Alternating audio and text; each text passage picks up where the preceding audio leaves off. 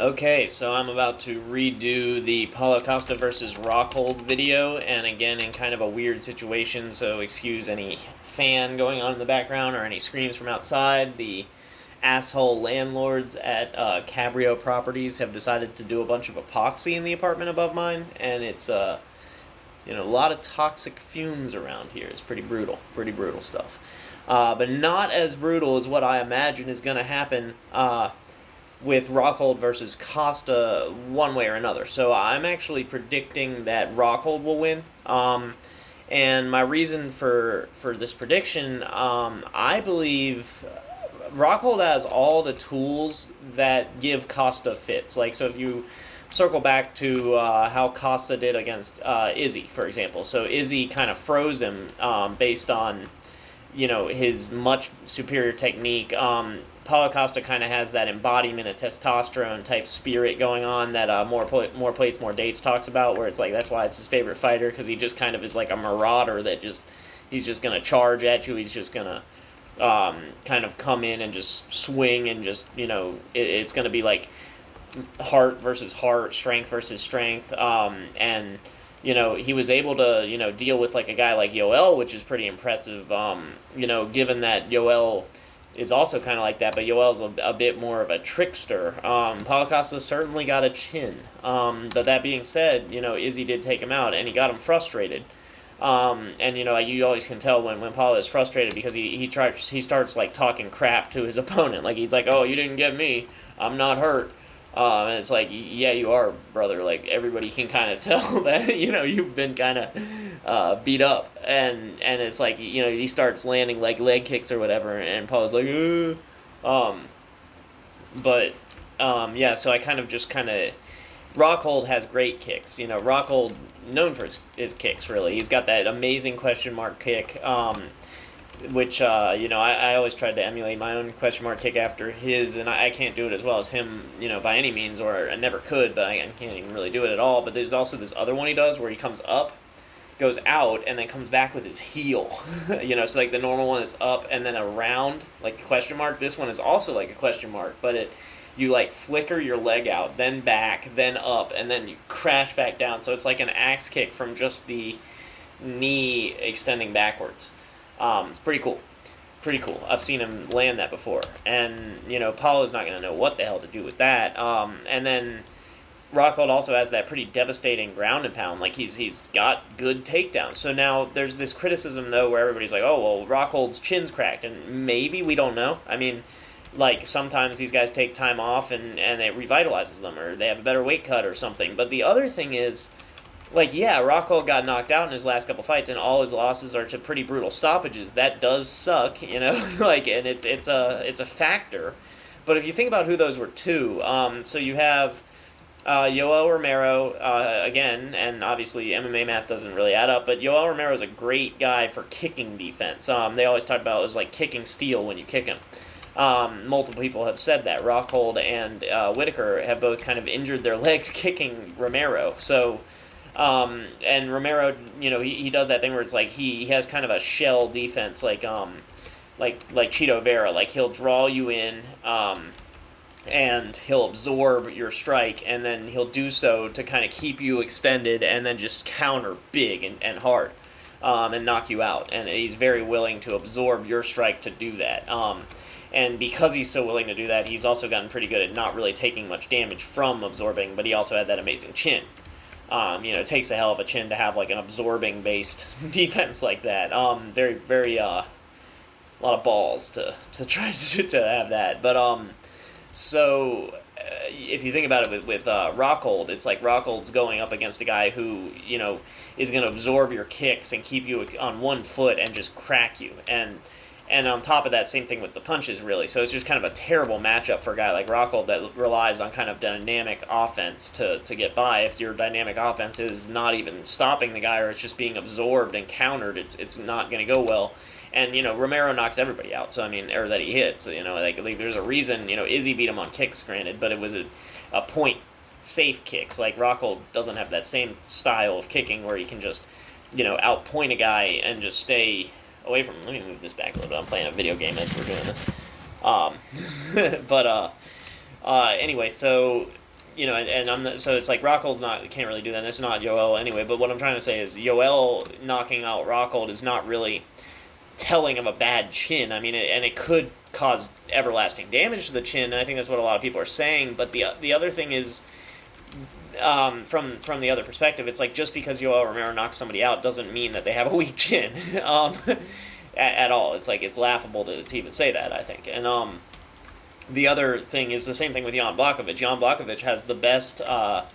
He has the best kicking defense in the entire UFC, in my opinion. Like, he baits people into kicking him in a way that's going to hurt them. Like, like look what just happened with him versus Rakic, who has amazing kicks too. So, I mean, that was a terrible matchup for a guy like Rockhold with good kicks and good takedowns. Like, to go up against a bigger, stronger guy with amazing takedown defense, good ground game, bigger power than he has, and who, like, is going out of his way to absorb kicks. Like, you can't ask for a worse matchup. Paulo Costa is big and strong too, and he can absorb a lot of damage, but it frustrates him, like we were saying with Izzy. And he doesn't have that one-hit knockout power. I mean, and it's like, granted, there's a chance that he could maybe catch Rockhold, and if Rockhold's chin really is compromised, it could put him out.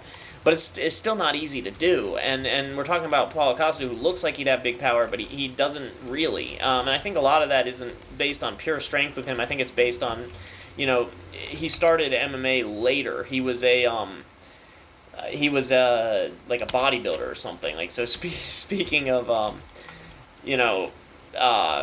sketchy. Something I said in the last video that I'm redoing, More Plates, More Dates made a video about the Paulo Costa situation where he talks about not only how, like, USADA is pretty worthless, really. Like, they can keep people from doing, like, the most ridiculous stuff, but when you've got a guy like Costa, who probably used stuff in the past, as a bodybuilder, because it'd be ridiculous for a pro bodybuilder from Brazil to not do that. I mean, like, they're just kind of known for that there. So it's, an insane prospect to say that a pro bodybuilder from Brazil wouldn't use steroids, and you do still hold on to a lot of, like, myonuclei and things of that nature that are performance enhancing. And then when you talk about, the intense cardio aspects of and aerobic, like, workout that is MMA, like, just having the skill development and holding on to the level of muscle that Costa holds on to, pretty sketchy. And then when you add that on top of having a manager who has, he just fired the manager, we'll get to that in a minute, but having a manager whose, like, friend or brother or something was, like, the USADA rep in Brazil. You know what I mean? Like, that's not a great look for trying to say that he's not up to something. And it is also to say that if he did want to do something, he could have probably got away with it for a while there. And now people are also saying, they both have, like, maybe fucked up head, space. Like, they're both coming in, like, with psychological issues. And that may be true. Rockhold seems to be okay. It seems like the time off has done good for him. He was real cocky at the press conference. And then Paulo Costa always seems like he has psychological issues. And, granted, there was that excuse that he made, the most crazy excuse ever that he made with Izzy, where he was like, I was, like, just anxious, so I drank tons of wine. Like, yeah, okay, bro. Like, that's a good excuse. Like, come on. And, Paulo Costa firing his manager and hiring his girlfriend as his manager, does it say anything? No. I'm just going to assume that the just as good Paulo comes as ever. And, I mean, like, especially, maybe even a little more motivated after missing weight by 30 pounds or whatever. Most ridiculous thing we've seen in a long time. So what I'm trying to say here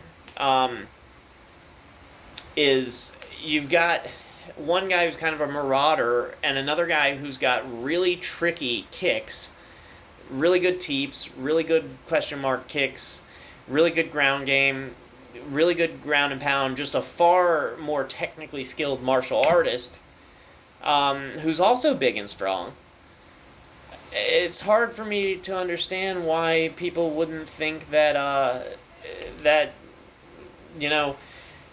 what's his name, Rockhold wouldn't have, a really good chance, if not even be the favorite. And it's, in my opinion, he kind of should be the favorite, and I'm just gonna go with that. And I also want to just kind of make a little shout out to More Plates, More Dates here. If you want to see kind of some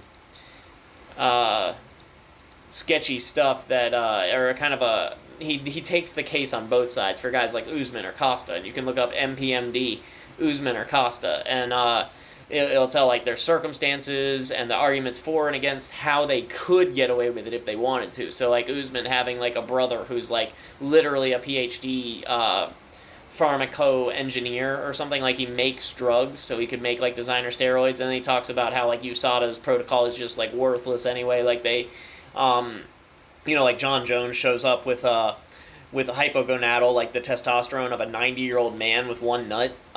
He just shows up like that, and they're just like, oh, it's like weight cuts, I guess. And then he also like pops hot for an AI and a serum, which is like estrogen control, and it's like, no, and then he claims it's a gas station like boner pill, and it's like, bro, not only would that stuff not work instantly, so nobody would ever put it in a pill like that, it would crash your estrogen, and then you wouldn't be able to have effectively have sex like later, like a couple days later. So it's like kind of just ridiculous to say that. But USADA's like, oh, whatever, sounds reasonable. And it's like, so you've got that. They do all these piss tests. They weren't even the ones who caught TJ Dillashaw. If you look at like Usman goes from tough, where it's like he was gassing out all the time, and all of a sudden he's carrying the same amount of muscle, but he's like greatest cardio in the division, like maybe with the exception of like Colby, who's not carrying that much muscle. And it's like right after he starts training with the Black Zillions, where you've got guys like Anthony Rumble Johnson talking about how they would use stuff if they could get away with it, and they can get away with it.